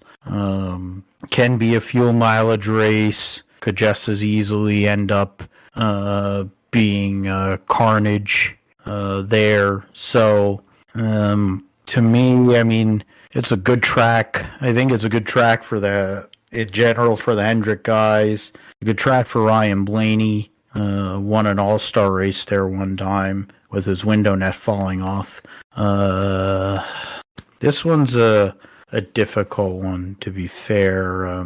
Really random thinking about Texas. I was going to go, and that's what I'm probably going to do. Go and check this out here and find that out based on that. And yeah, so yeah, well, the best driver's in the booth. There you go. And the second best driver is also retired. Wow, Chase Briscoe's ran at Texas 3 times. He has 1 top 5 and 2 top 10s. That's interesting how there's 2 people I was thinking of, and those are the ones that came up. And actually, this works perfectly for me. So, my pick this week to win, it's probably an upset considering how Ford has performed this year, but I'm going to go with Pizza Face Joey Logano to win, and my wild card will be that Jones boy, since you're talking about outside of the top 18 in points.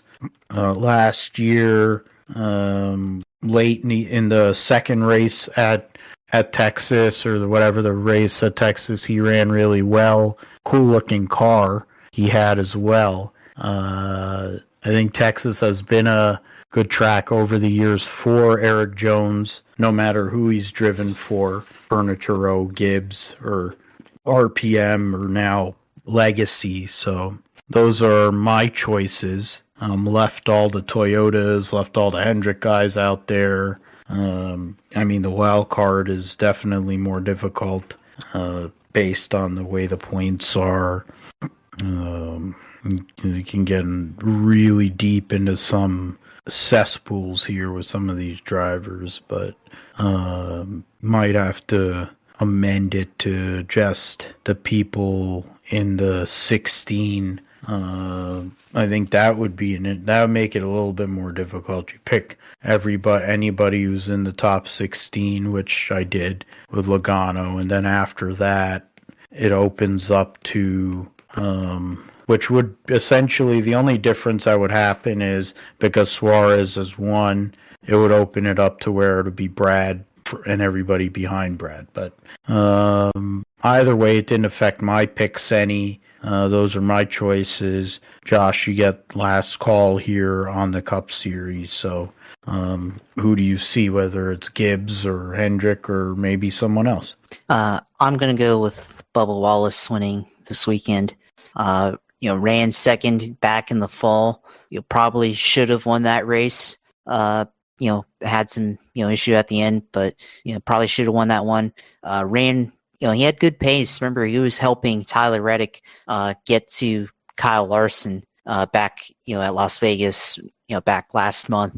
So he's got a good pace, and 23:11 still showing good pace here at the mile and a half. I actually think they're a little bit better on the mile and a half overall than Gibbs, but of course, it's an extension of Gibbs, right? Because they're effectively still Gibbs prepared cars and everything there. So I'm going to go with Bubba winning the race, and my wild card, I'm going to go with Noah Gragson. He's had a bit of a bump in the road after his surprising start to the year earlier this year, but it's another mile and a half, and maybe he comes out here and gets a top 10 here at Texas. It's a good track for him. He's won in the past year in Xfinity Series, so could happen. Yeah, that wouldn't be. It'd be pretty cool to see Bubba get a win again. Wasn't able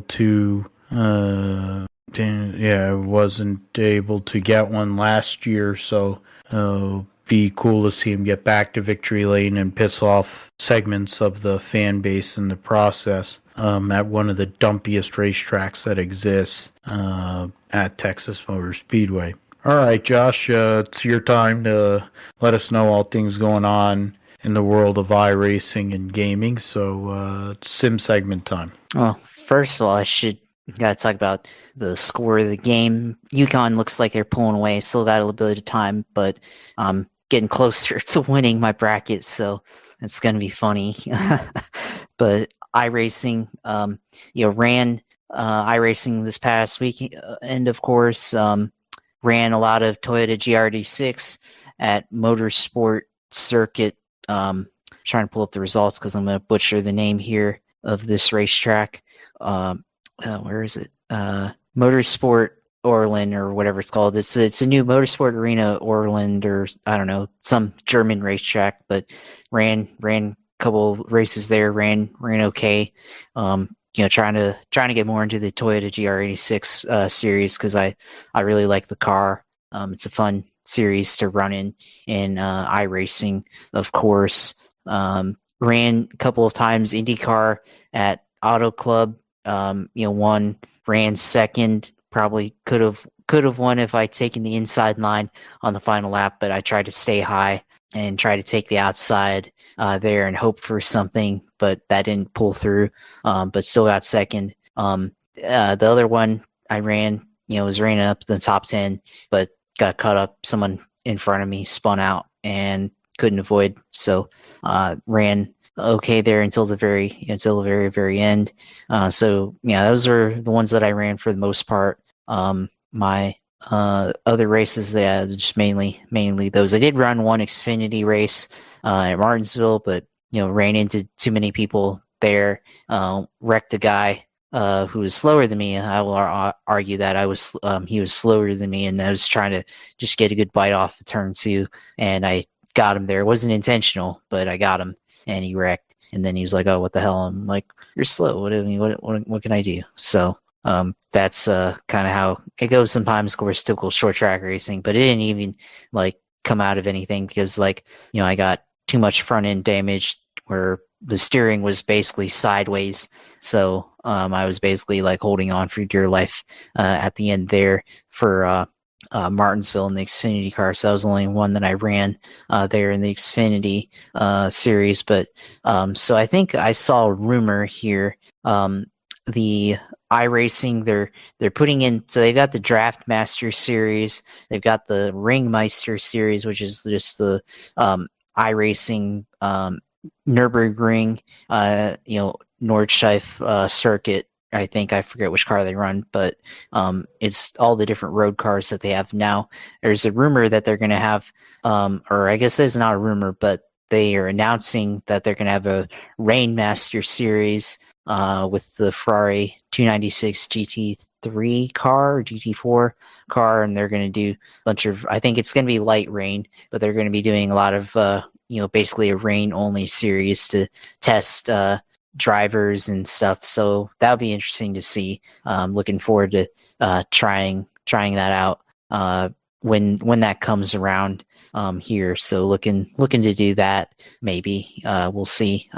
Guess another event coming up, special event, the Road America 500, which I guess they're doing a endurance race on Road America in iRacing. So that might be something to look at there. Go to Reddit, iRacing Reddit, and see if there's anything there. Of course, iRacing posting on Instagram today, the iRacing blimp covering up the sun. So I guess they kind of had the eclipse today. Yeah, iRacing Rainmaster series here, looking at iRacing Twitter, new car, Rainmaster, light rain for Ferrari 296 GT3. So yeah, that's going to be fun, because I've had a lot of fun racing in the rain here on iRacing. So that's gonna be cool. So, and I might have to like update iRacing, because I guess it's already out. I saw somebody posting a screenshot of Circuit Magello with the rain series. So I might have to restart iRacing to get that update. So yeah, that's gonna be a fun race series to do. Looking at it, that's all there is. But yeah, I think this week iRacing, of course, the 87 car, North Wilkesboro this week, so might have to try that. Formula Fords at Lime Rock Park. Got, I guess, all the Cup stuff at Texas, of course. So I don't know if I'll do that. IndyCar at Nashville, a little preview of the final race of the season for IndyCar later in the year.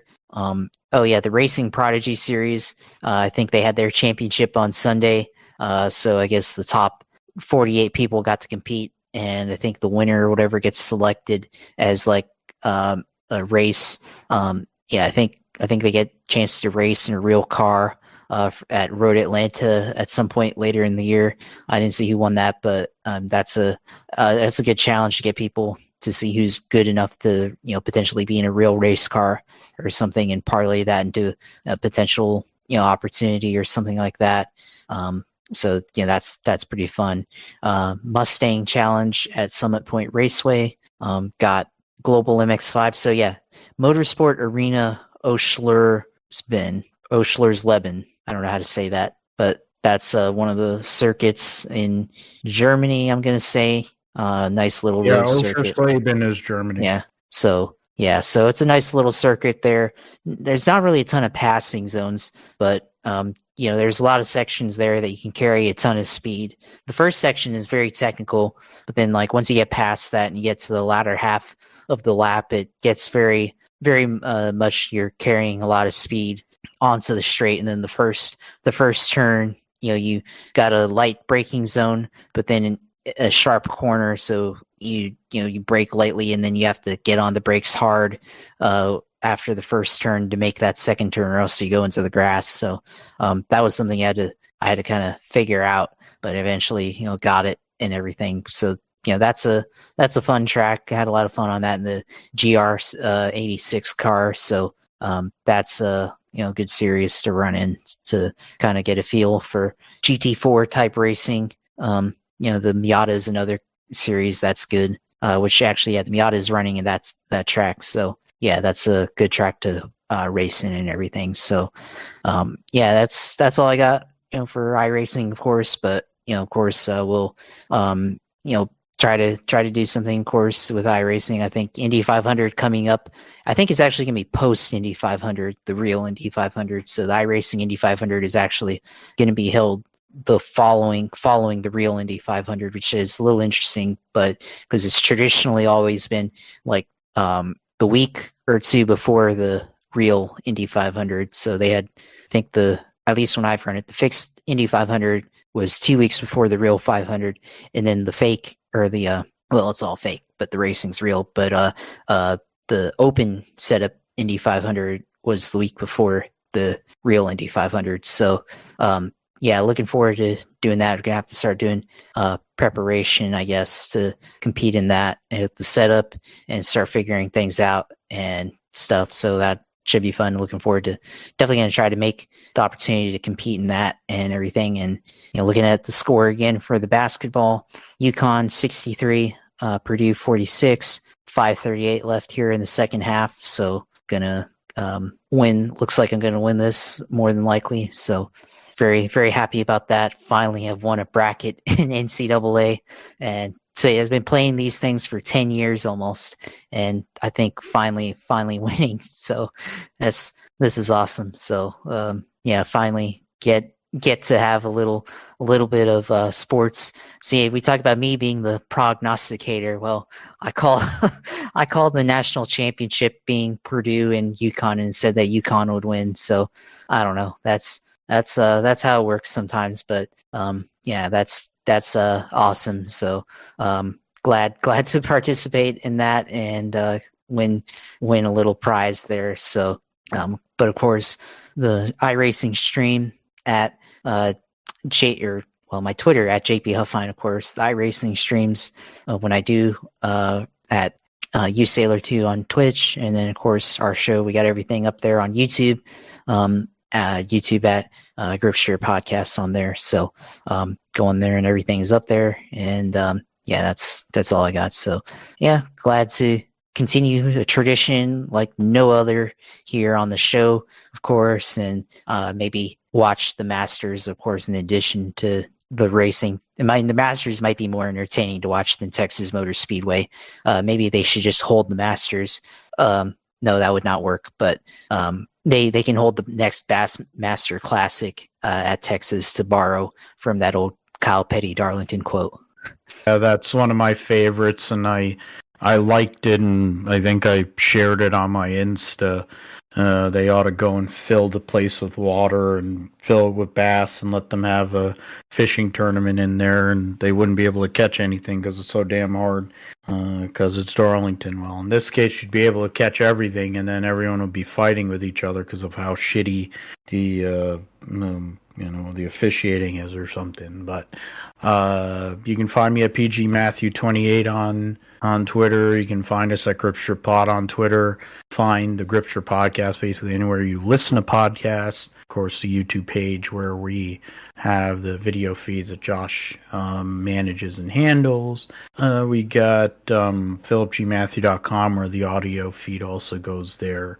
So, yeah, Josh calling the tournament final, and 4:52 away, 16-point lead for UConn. Purdue running a full court press now, trying to get turnovers. And they're finally, the last time that dude was he took a full-on walk. He did a LeBron dribble there. But, oh man, almost. But we will see you next week for the GSP episode 216.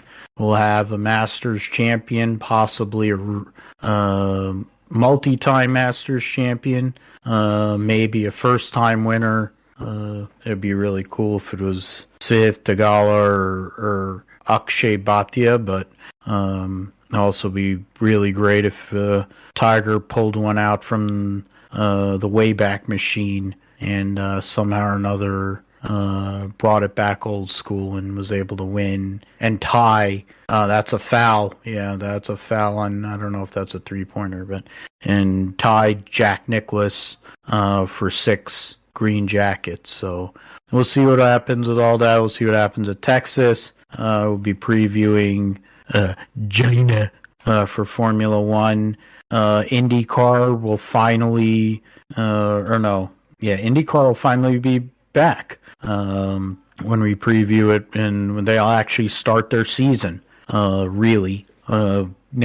The following week they're at Long Beach, and then they'll be at Baba, and then IMSA will be back with the sprint race there, and so the season will kind of kick in again and be running pretty good, humming pretty good until the Olympics in the summer. So we'll talk about all that on the GSP. We thank you all for listening and supporting, and let your friends know about it.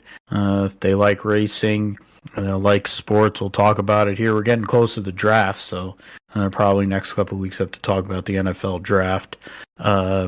Definitely do that here on the Grip Strip Podcast. So thanks for listening, and we'll see you next time.